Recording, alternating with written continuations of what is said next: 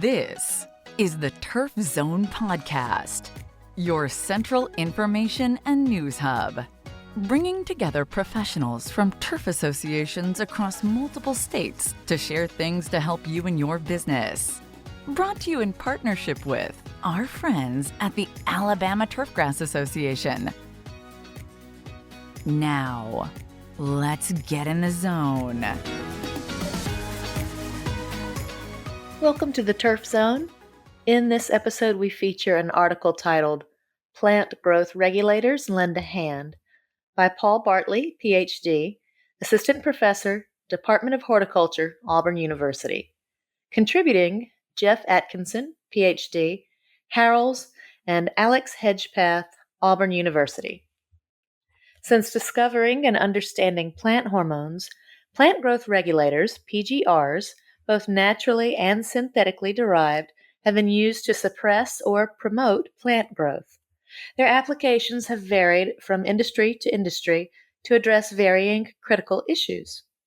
In the 1950s, early adopters like the grape and apple industries primarily used PGRs for blossom and fruit thinning to improve marketable yields. The floriculture industry has used PGRs extensively for half a century to meet the plant specifications of their picky clientele. I'm looking in the mirror here. In the 1970s, utility arborists began applying PGRs commercially to combat the age-old problem of trimming trees away from utility lines. But for the professional landscape operator, PGRs haven't become mainstream. Instead, their utilization has been more niche. Take Auburn University's campus, for example. With over 700 acres of landscape to maintain, the use of PGRs is primarily limited to maintenance hazards. We'd like to start using more PGRs on campus, but right now we are only using them around fences and barriers that are difficult to mow around, said Wes Miller from Auburn University Landscape Services. So, why aren't PGRs more widely used in landscape management?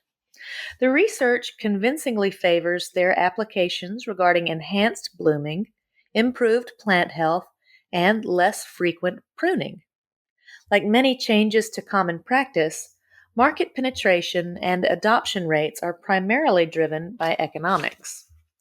That is exactly what the research could not demonstrate convincingly, at least not 10 to 20 years ago when most of the work was conducted.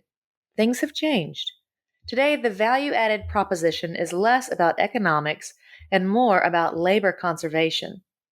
With an evaporating labor pool and demand for services at an all-time high, landscapers like Toby Hughes with Auburn Grounds, Inc. have begun incorporating PGR products into their management practices. For them, it wasn't as much about economics as it was about managing labor reallocation and boosting morale. Our guys hate pruning. It was easy to convince them to spray PGRs instead of picking up the hedge trimmers. Others, like Dennis Pritchett from Jubilee Scapes, thinks it's a win-win, a game changer. Our customers receive a healthier plant, and we save 3 or 4 crews a summer of pruning. The manufacturers are doing a better job educating, and that's helping us communicate the advantages to our clients. The manufacturers are noting the change as well. I've had about twice as many requests to present on landscape PGRs this year compared to the last 3 or 4 years prior. Dr. Kyle Briscoe, Senior Technical Development Manager with CPRO, remarked. He added, "I think the labor market is driving a lot of first-time use. For those looking for an extra hand, it's essential to understand the various PGR formulations available in the market and how they might be best utilized." Granular. It's challenging to beat the simplicity of a granular application.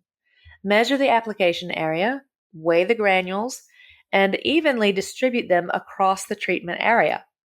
Perhaps this simplicity and our familiarity with granules often lead to misapplications and varying results. You understand if you've ever striped a yard following a granule fertilizer application. Timing is critical with this formulation, depending on several factors: species, plant size, and environmental conditions, granular applied PGRs need time for release, uptake, and translocation to the meristematic regions of the plant. As a general suggestion, those products are best used immediately after pruning. Foliar sprays. Does calibration keep you up at night? Rest well knowing that concentration with liquid foliar applications of PGRs is most important. Relative to granule products, foliar applications are fast-acting. For these reasons, foliar applications have quickly become the preferred method of PGR application in the landscape. Shortly after a flush of new growth, mix the appropriate concentration and apply evenly until drip occurs. Leaf cuticle thickness, plant vigor, and environmental factors may influence the longevity of regulation. For the savvy landscaper, a combination of granule and foliar spray products may extend the effectiveness of PGRs. As always, follow the label to avoid exceeding application thresholds. Soil injection. Trees are often the most significant investment and liability in the landscape. Whether they are century-old oaks, newly planted Princeton elms, or established sugar maples in the middle of a construction zone, arborists and urban forestry specialists utilize PGRs to minimize tree stress. As it's often impractical to apply a foliar spray, the preferred application method for trees and large shrubs is direct soil injection or drenching around the trunk's basal flare. Like granule applications, these products will take time to translocate to the meristematic regions of the stems. As always, read the label carefully. The dosage requirements for trees vary by species, sensitivity, and size. I was told Burton Sperber, founder and head gardener of Valley Crest Companies, once said, "The economy can slow, but the grass always grows." If the grass or woody ornamentals are growing a little too quickly for you, consider the new value proposition PGRs have to offer. The products mentioned in this article are only examples of PGR products, not an exhaustive list or an endorsement of any product. Author Paul Bartley, PhD, has been an assistant professor, Department of Horticulture at Auburn University since 2019. His appointment is 60% research and 40% teaching. He received his BS and Master of Science at Auburn University and his Doctor of Philosophy in Horticulture Science from North Carolina State University. He can be reached by email at paul.bartley@auburn.edu. For all resources associated with this article, check out our show notes. Don't miss an episode. Subscribe on Apple Podcasts, Spotify, or wherever you get your podcasts. You can also visit us at theturfzone.com. You've been listening to The Turf Zone. For more episodes of The Turf Zone, visit theturfzone.com and subscribe on Apple Podcasts, Stitcher, or your favorite podcast app.